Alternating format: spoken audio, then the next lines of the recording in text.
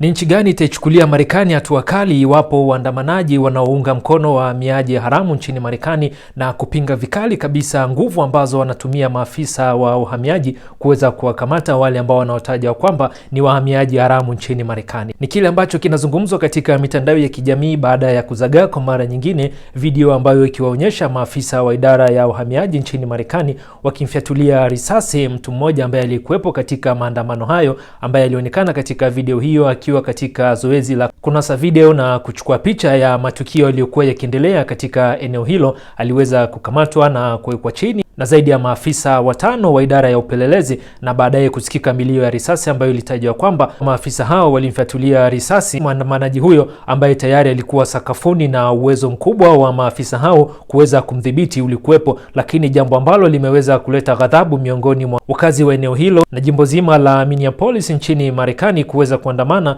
ni kudai ya kwamba maafisa hao walikuwa na uwezo wa kuweza kumdhibiti mtu huyo bila ya kuweza kumfyatulia risasi. Ni maandamano makubwa kwa sasa yanaripotiwa kufanyika katika jimbo hilo na maeneo mengine, ikiwa ni wiki mbili baada ya tukio jingine kama hilo ambapo maafisa hao walimfyatulia risasi mdada mmoja aliyekuwa kwenye gari ambaye alituhumiwa kuhatarisha maisha ya maafisa ambao waliokuwa wakimtaka kuonyesha kitambulisho chake kuthibitisha kwamba ni raia kweli wa Marekani. Jambo jingine kuhusu swala zima hili, kuhusu maafisa hawa wa idara ya uhamiaji nchini Marekani na tuhuma kemkem kutoka huku na kule kuhusu nguvu kubwa wanayotumia katika kuendesha zoezi lao hilo la kutaka kuwakamata wahamiaji haramu. Inafahamishwa kwamba ni moja miongoni mwa ahadi zilizotolewa na rais wa Marekani wakati wa kampeni ambazo zilipelekea kuweza kuchaguliwa kuwa rais wa Marekani kwa mara nyingine katika muhula wake wa pili. Aliahidi ya kwamba atahakikisha kwamba Marekani wahamiaji haramu wanapungua kwa kiasi kikubwa, na wadadisi wanafahamisha kuwa rais wa Marekani kwa sasa hajali lolote isipokuwa kutekeleza aidha kutimiza ahadi kwa wale ambao waliomchagua kuweza kupunguza idadi kubwa ya wahamiaji haramu nchini Marekani, licha ya kwamba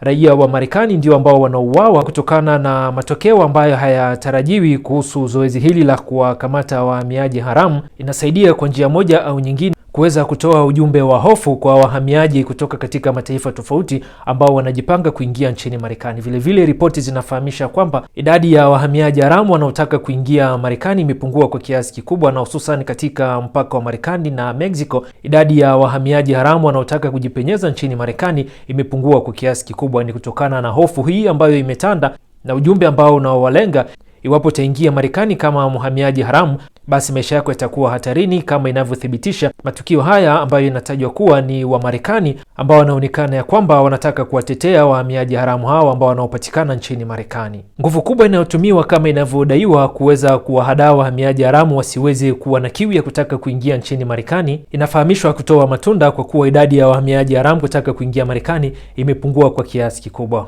Unadhani mbinu hii inayotumiwa ikidaiwa ya kwamba ni kwa ajili ya kutoa ujumbe wa hofu kwa wahamiaji wanaotaka kuingia nchini Marekani itafaulu na kuweza kuwazuia wahamiaji kupunguza mikakati yao kutaka kuingia nchini Marekani?